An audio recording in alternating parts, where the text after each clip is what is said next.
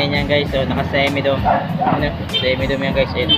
So black siya. Bakit black? Kasi nag-overfeed siya sa gas. Ayan o. So guys, ito yung black na ipapalit natin o. Diba? MTK. Namin na langis. Ginagamit po namin pang ano. Ayan yung pampadulas. Padulas. So yun guys, no, break in pa muna yan.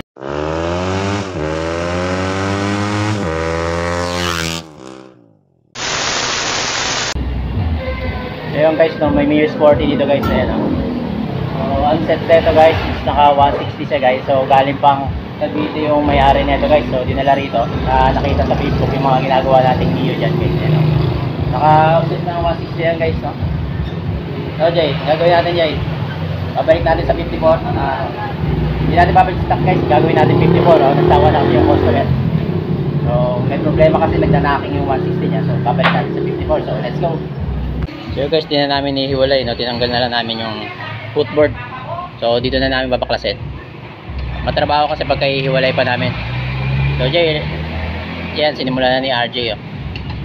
So unahin natin yung mga cover niyan, tapos ito lang naman babaklas natin eh. So same pa rin ng head. So silipin na natin kung ano yung magiging problema. So kailangan nakaset ng maayos yung 54 niya dito sa head na to. So let's go. Now, naka semi-dome yan guys. So yan, tingnan nyo maigit. Semi-dome ng 59 niya yan. Papalitan natin ng 54 yan. Alam nyo po guys, kung saan kanina mapupunta to guys. Sa nagbibideo. Kaya gusto niyang kunin. Reset. Yan guys, so naka semi-dome. Ano? Semi-dome yan guys. Ayan.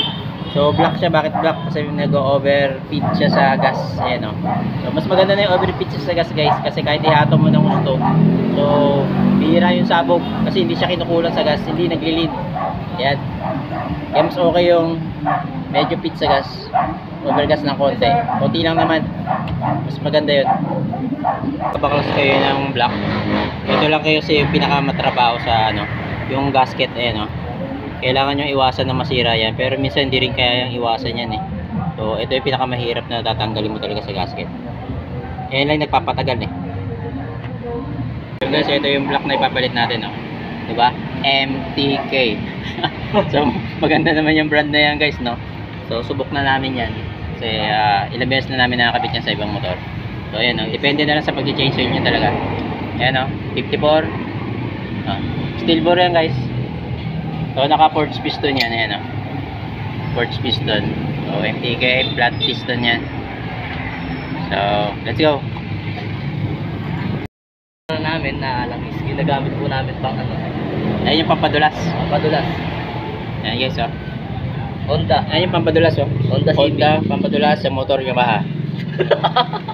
Ayan langis na yan, halo-halo. Oh guys, tignan nyo guys. Oh, Halo-halo racing yan ha. So ito guys, naisalpak na namin yung 54 na head. Ayan o. Powered by RJ. Napakaangas ni RJ talaga. Si RJ nga pala nagsalpak niyan. Ayan. So linis naman tayo yung head ngayon.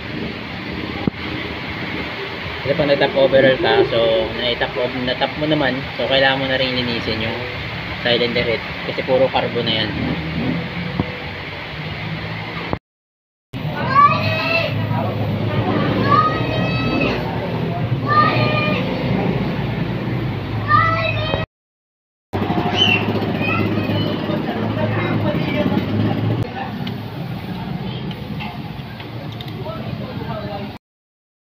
So guys, naisalpak na ni RJ yung head block.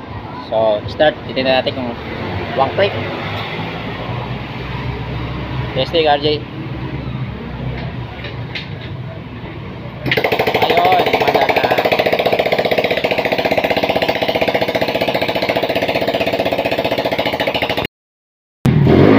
So yun guys, okay na, testing na ni RJ ang 54.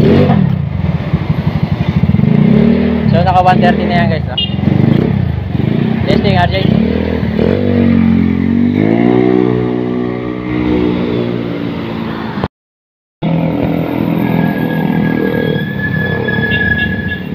So yun guys, testingin ko naman no? Kung okay na ba yung tono ng curve. Okay na ba Jay? Tono? So testing ko naman. Okay. Wala naman ako. Wala naman.